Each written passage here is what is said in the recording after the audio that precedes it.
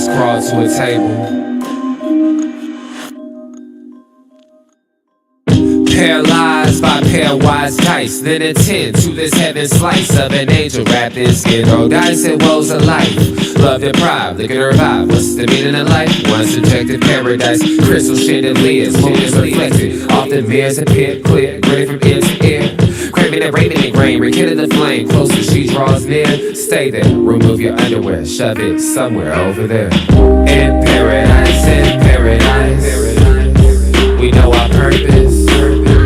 In paradise, we know what our worth is. In paradise, we manifest dreams. In paradise, truth is what you conceive. Boom. Yes, it is. The truth is what you can see.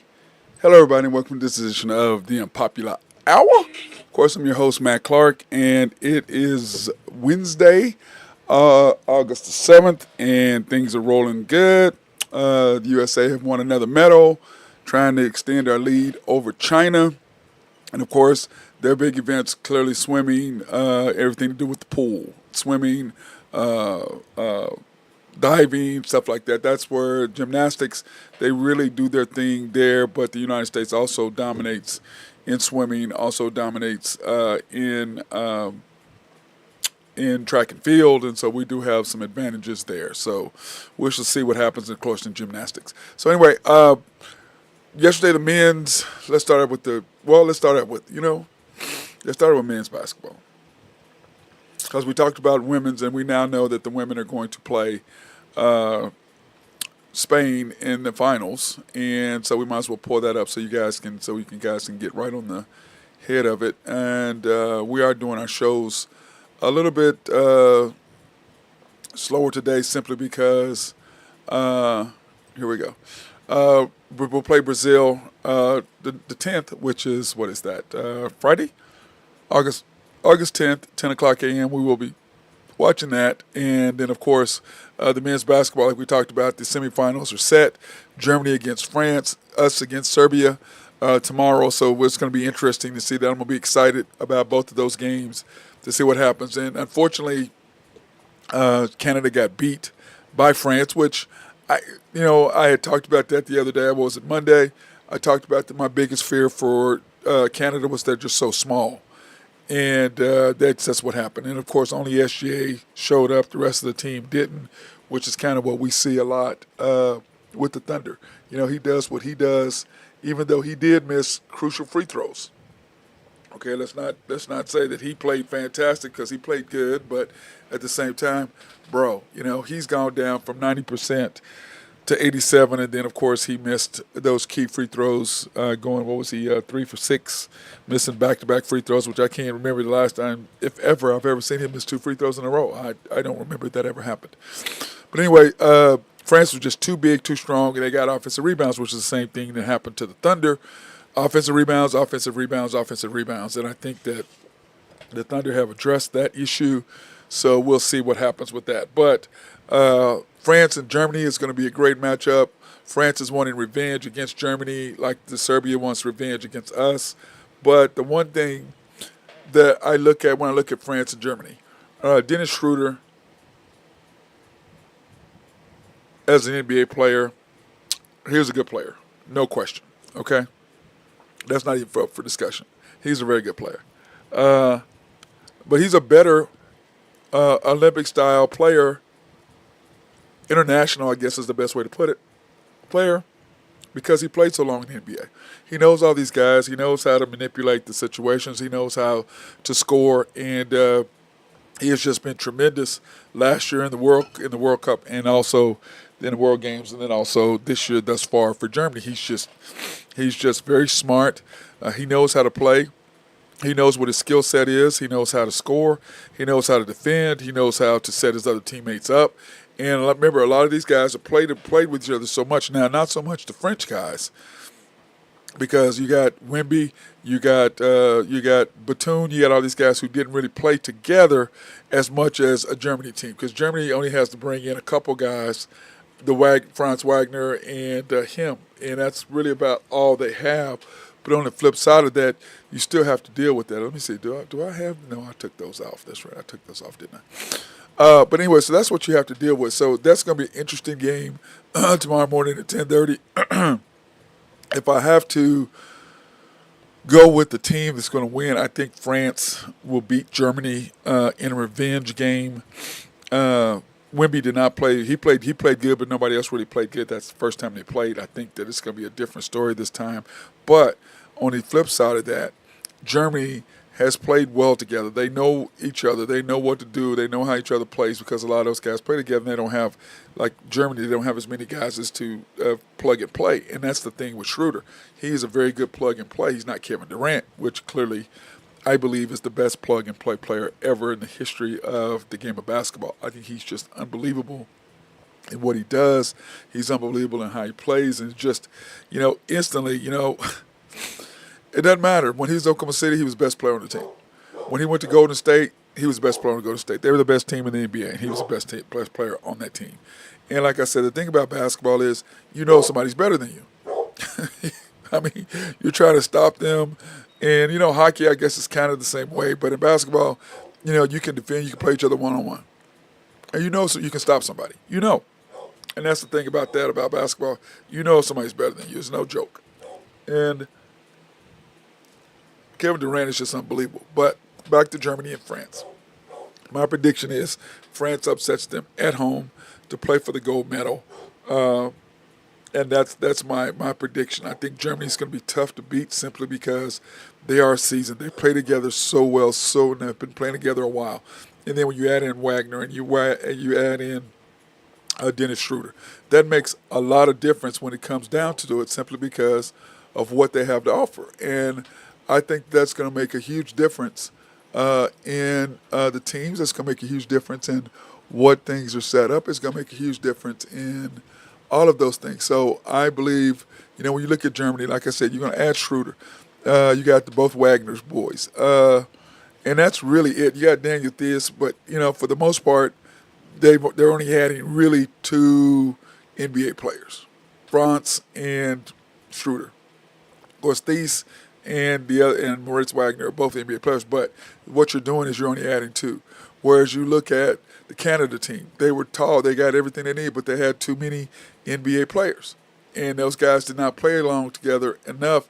And unlike the USA team that has so many players, and they are just playing together more and more and more, they play together. Because the thing about this, as a player, when I'm speaking from experience because I did play on the USA Junior World Team, which, of course, when you can see my USA jersey and warm up behind me, the more you practice together when you're a really good player, what ends up happening is that your game becomes easier, not harder. Your game becomes easier because you don't have to work as hard because you got other guys who understand the game just like you. You got other guys who are quick just like you. You got other guys who are athletic just like you. You have other guys who can do what they do like you do what you do. So it makes your game a lot easier to play. But then for some players, I think like with Steph Curry, he doesn't. I saw this analogy the other day. He doesn't get enough. He doesn't get enough looks. He's a shooter, and shooters have to shoot.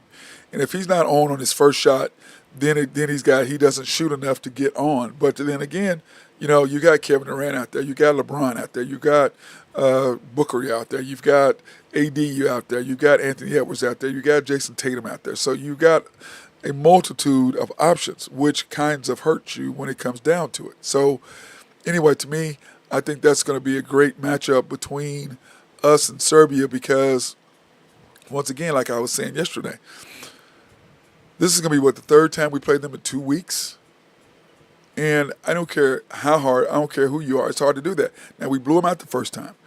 And then the second time, last week, I believe, when we played them, it was a lot closer game, and then Michik, for whatever reason, shoulder checked KD, and he went off on them. So it's going to be a little different, and I think this is the USA's toughest test, because Jokic clearly is the best player in the world. But when you look at KD is the best the best American player. Now, he and Jokic play different positions. They play different ways. But if I have to have a guy and I got to get a bucket, I'll take either one of those guys. But KD has done it longer. He can knock down the three. He's going to get open. And Jokic is going to do what Jokic does because I think he is. I mean, he is not an American player, but he is the best player in the world. I can't say that. But KD has been the best player on the floor the last time they played him. Every other game he's played, he's been the best player on the floor. Now, Jokic plays better and Jamal Murray plays better in their system there in Denver, which is the NBA game, and this game is a completely different story. And I was saying that the other day is that what people don't understand is that the FIBA or the world basketball is completely different. It's not played above the rim, it's played below the rim. The officials call it completely different. Plus you have 5 fouls, not 6. Just like in college and high school. So you have to be a lot more careful about when you commit a foul because if you pick up 3 fouls in the first half, in the NBA, you should have 3 fouls. That's just like in here, you pick it up 2 fouls. Same thing. So it's the same style of play. Now, with the USA, what are they going to have to do to come out to win? They're going to have to be aggressive. Now, there's no question that they're taking this very seriously, number one. Number two, there's no question that they're not taking them lightly. Number three, they will be laser focused. And the one thing about this team, what I've seen is each game is being played, they practice together one more time. They play together one more time. And when you're playing with someone, you have to play with them long enough to understand what their tendencies are. If I do this, what's he going to do? If he does that, what am I going to do? So you have to play with each other enough to understand. I mean, because they understand the game. They're all on the upteenth level as far as supremacy. And by the way, go to YouTube, search, like, subscribe, hit notifications for this. And if you have any comments or questions or anything you want to ask or say, please go ahead and do it. Because like I said, when you're on Facebook, when I'm Facebook Live, I don't see that. And so that's kind of a hard thing for me to do. I don't see it, so I don't know what happens with that. But by all means, go ahead, search, like, subscribe, search the Unpopular Hour with Matt Clark. Okay? Like, subscribe, hit notifications, then you can comment or whatever. And then you'd be like some of my friends, like the Commander Randy Wright. He always just sends me text messages saying something crazy about how he goaltends or whatever. But, by the way, Commander, this would be good for you because you can actually jump up and tip the ball off the rim, which is goaltending in American basketball, but not goaltending over there. Oh, wait, you have to be able to get to the rim. Goaltending, that still drives me nuts when he tries to say that. But that being said, the way that you play as a player and you're getting used to each other, and it just seems like that's what's happening with the USA. They are flowing with each other better. They are understanding how each other moves. They are understanding where they like the ball. But they are also curtailing their tendencies to go one-on-one or their tendencies to shoot multiple times. Now, you can tell when Jason Tatum gets the ball, I'm going one-on-one. You can tell when Anthony Edwards gets the ball, I'm going to go one-on-one. Joel Embiid, he's been slowing down his propensity to go ahead and go one-on-one more. LeBron, same thing. Steph has really, I think that's the biggest thing with him is that he's in passive mode, not in aggressive mode. But it only takes one game for him to get going, and when he gets going, I mean, let's face it, the three-point line is closer, which absolutely seems like it hurts him more than it helps him. It really does. I don't know what it is, but I just believe he hasn't shot enough to get in any kind of rhythm for him to be able to take advantage of what he does. But he's moving without the basketball. He's doing all the things he should do. He's making the passes. But when you have this much talent, it's like LeBron is the point guard. KD is the closer. He is the finisher. He's that person that makes the difference because whenever he comes in the game, the plus-minus is ridiculous. Just like when Jokic is in the game, the plus-minus is ridiculous. But that being said, this game is going to come down to who wants it more, who's playing better. And you look at the U.S., we've had different leading scorers in every game. Every game, different leading scorers. Why? Because it only takes one guy like Devin Booker got going against Brazil. KD got going against Serbia. It all just takes, these guys, once one of them gets going, they're going to feed them. Hey, go do your business. And Steve Kerr being the veteran coach that he is, hey, big boys got hot, hey, go for it. But like when you get a KD going or you get a LeBron going or you get a Steph going, That's a completely different deal because when you watched the first Serbia matchup in the first round, when KD got going, the players were going nuts on the sidelines. Why? Because we all know, or they all know, when big fella gets rolling, there's absolutely zero answer for him. There is zero answer for KD. He can put the ball on the ground. He can go to the basket and shoot the floater. He can teardrop. He can pull back and do a fadeaway. He can get you going, pull up and shoot the mid-range. He can just catch and shoot the three. He can come down on the fast break, pull up and shoot the three in transition in the flow of the game. He can post you up down low, shoot the fadeaway over. Who the hell's going to block his shot? He's 7 foot. Well, I mean, if he's got a matchup, he's well about that. I remember that when he first was in the league, Chris Paul could guard him in the post. You guys remember, you Oklahoma City fans, you know what I'm talking about. We played the Clippers. Chris Paul was guarding him. And we're all like, dude, what are you doing? Just back him down, shoot over him. But KD didn't have the game and didn't understand how to defend that. Now, you put a small guy on him, the first thing he does, turn around, jumps over and shoots over him. Yes, every time. Turn around, play post, turn around, jump over, shoot over. Every time. Big man, fade away, baseline, every time. I mean, there's no answer for him. And I think he is the difference. But the question is, this round, who's going to be the man? Is it going to be KD again? Is it going to be LeBron? Is it going to be Steph? We haven't seen Steph yet. Is it going to be Ant? Is it going to be Tatum? Is it going to be Drew Holiday? I mean, is it going to be AD? Is it going to be Bam? Who is it going to be? Which guy is it going to be? Oh my God, my mind just went blank. Embiid. Who is it going to be? Which one of these guys is going to step up and have a game? Because it's been Embiid. I mean, it's been Anthony Edwards. It's been KD. It was KD. What did it go? KD, Anthony Edwards, Bam, and then Booker. I think is how it went as far as each guy leading the scoring. And Booker was a beast last night. So you don't know who is it going to be. One of these guys gets hot. Trust me, they're going to feed him. And the one thing that you have to have when you're on this level and playing with this many good players and you're playing for the USA, what is the one thing you have to have? Check your damn ego at the door. Check your ego at the door. It can't be about me, and let me get mine. And if you remember, in the last Olympics, Mike Krzyzewski had to pull Jason Tatum because Jason Tatum was trying to get some, do his thing. And they're like, no. Nah, bro, we ain't doing that here. Nah, we ain't doing that here. So he had to check him. So sometimes you have to check these guys to let them know, hey, we ain't doing that today. It's not happening. So I want to take this opportunity to say I'm excited about the Olympics. I'm excited about what's happening. I'm excited about our country. I'm excited about we get these 2 weeks to get rid of all the noise that's outside. All the noise of who's the new VP, who is the old VP, who is the old president, who's going to be a new president, who's talking about this person, that person. All that's nonsense. There's one deal, and that's what's behind me. Playing for the USA, playing for the USA. And then I do have my gold medal. After I'll probably wear that because like I said, once the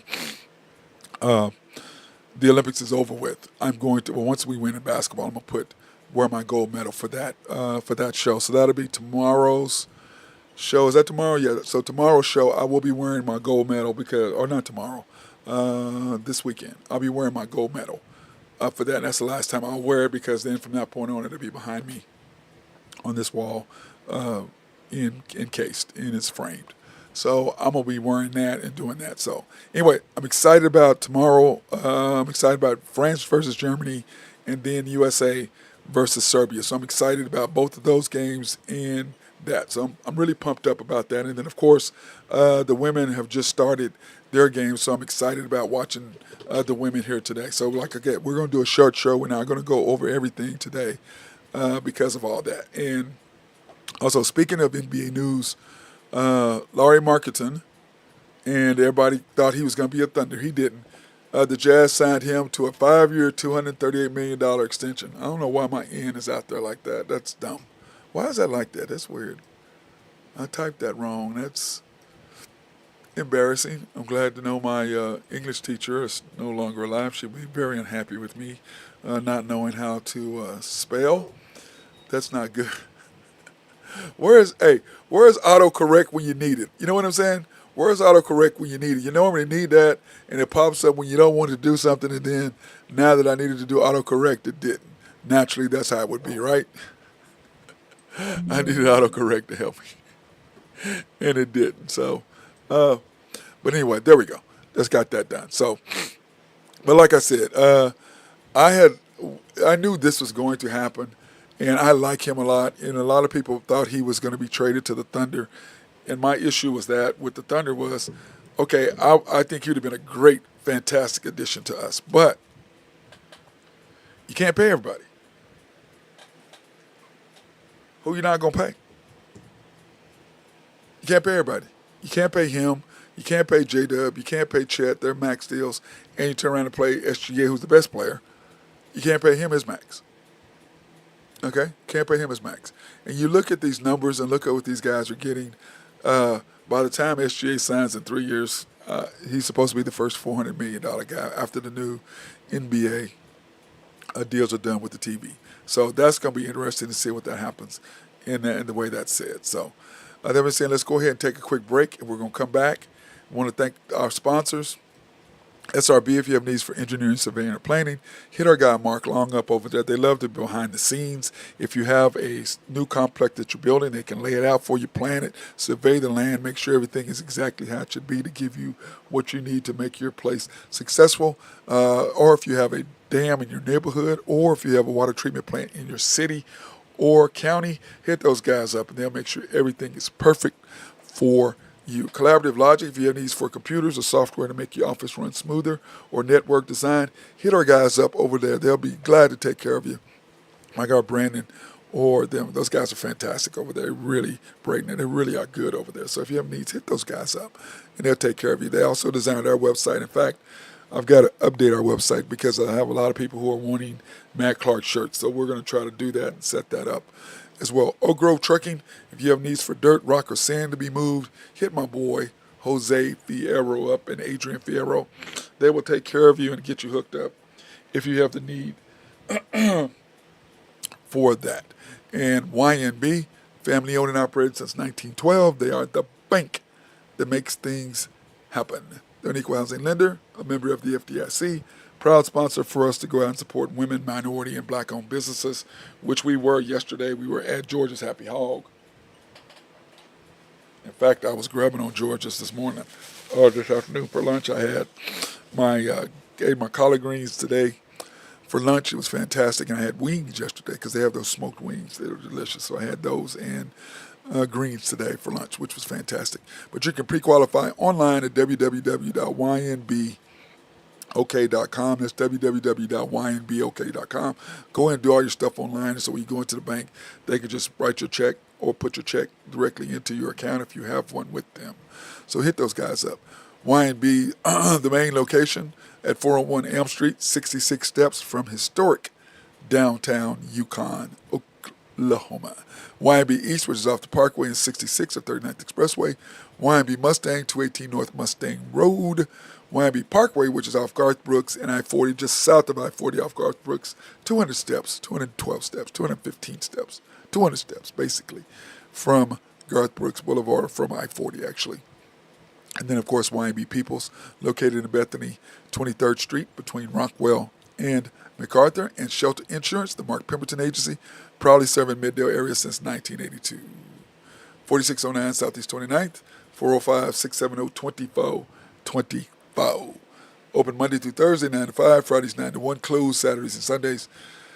Proudly serving the Middale area since 1982. And now, soccer, we've got our final setup for August 10th. Brazil versus the United States. And our three-headed monster, our Trident, the Trident sword, which we have the three main monsters up front. And that is Smith, that is Swanson, and that is Rodman. Those three are fast, they're athletic, they're talented, and I was bragging on them yesterday that, it's one thing to have talent. Okay. It's another thing to be able to continue to work at that talent to build your fundamentals. Because talent alone will get you so far. But when you build the fundamentals with the talent, that takes you to a whole nother level. And that's what these three girls do. These three women do. That's what they do so well. They take their talent and then they take the fundamentals and the things they work on nonstop, which is the difference. And I tell all my kids, when you're training and when you're working, you have to understand one thing, okay?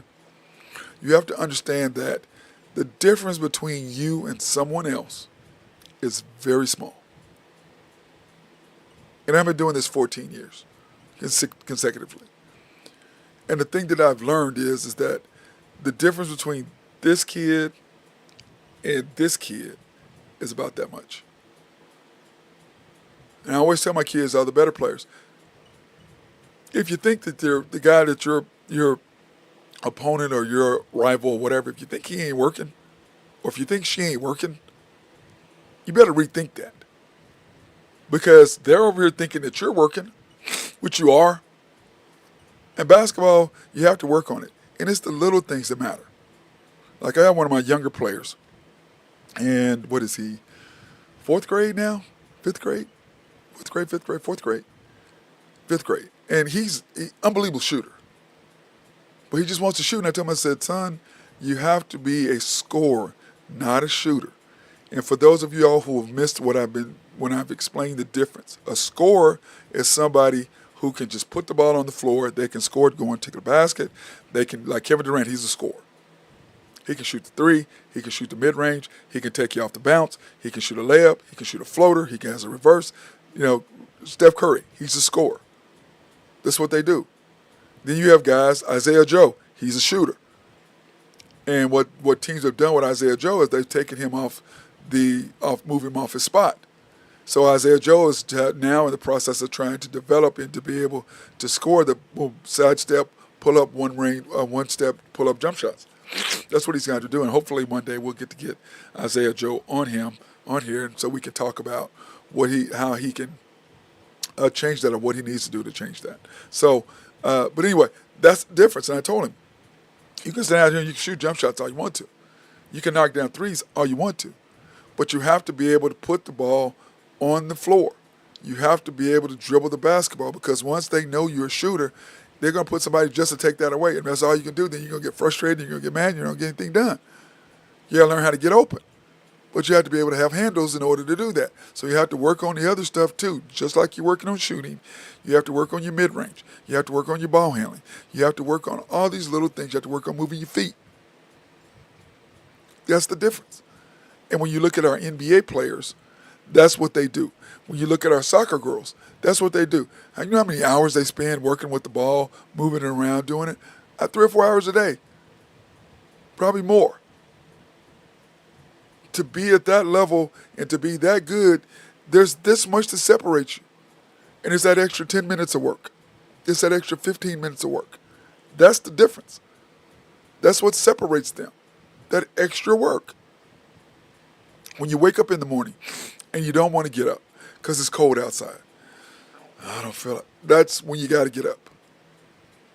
That's when you got to do it. When you don't feel like it, is the one time you go do it, and it's the best that you'll ever be.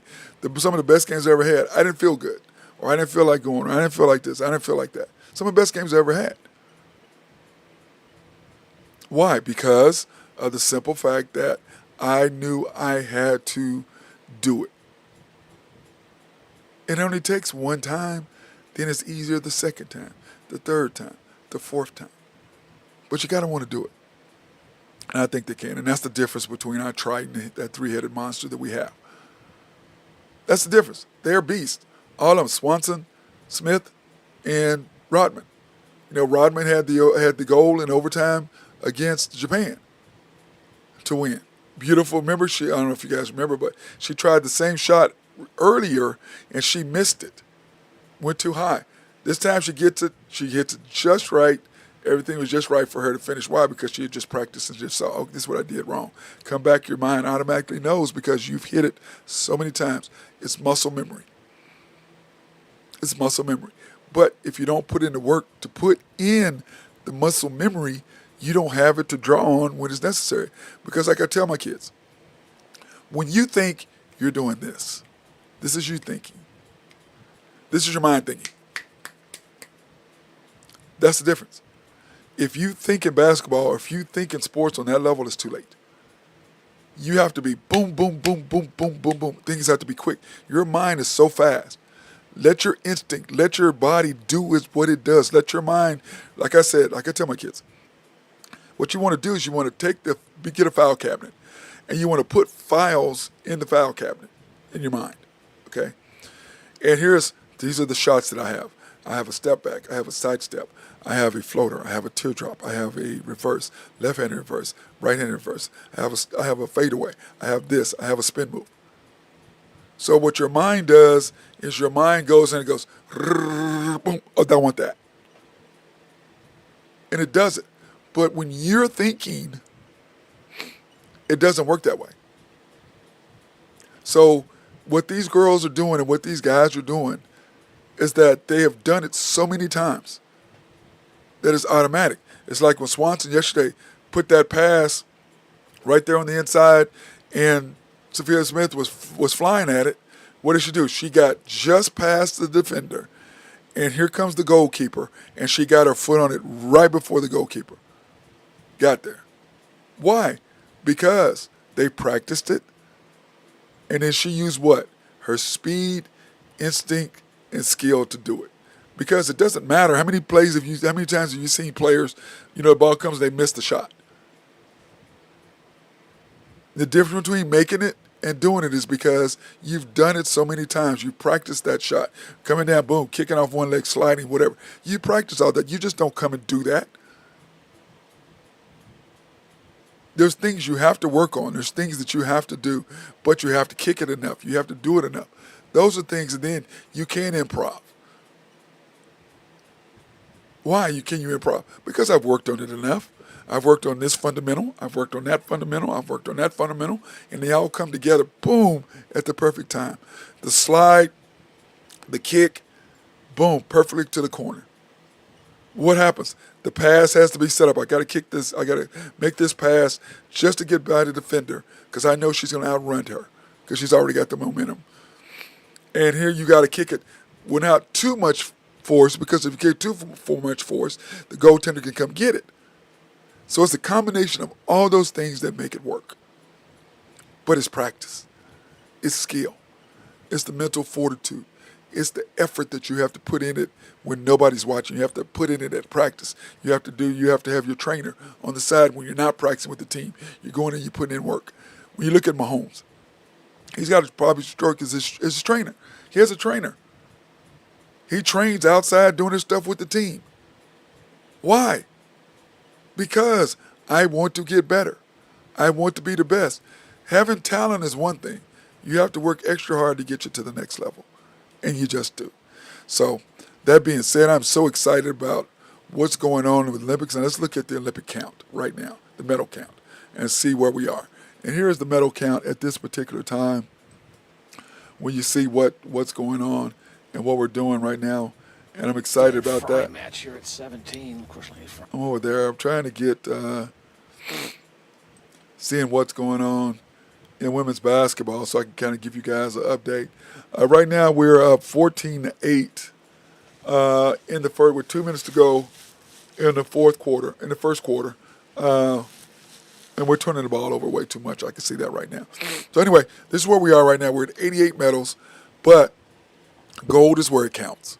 We're only up one on Japan. And remember, the track and field hasn't finished, so we'll get a bunch there. We should get one in women's basketball, hopefully in men's basketball. So that's two more. Hopefully in track and field we'll get another 3 or 4. So we should be able to distance ourselves from China.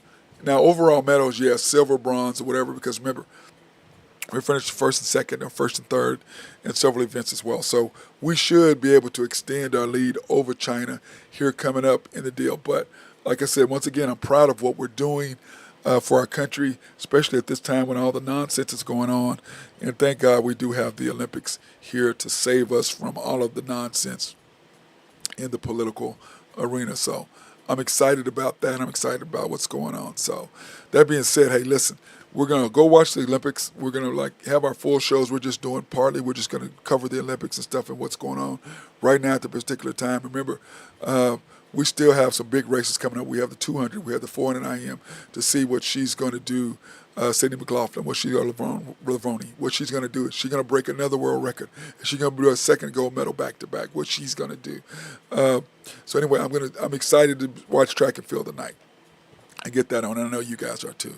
So that being said, hey, everybody have a fantastic day. Try to stay cool because it's hot as hell out there.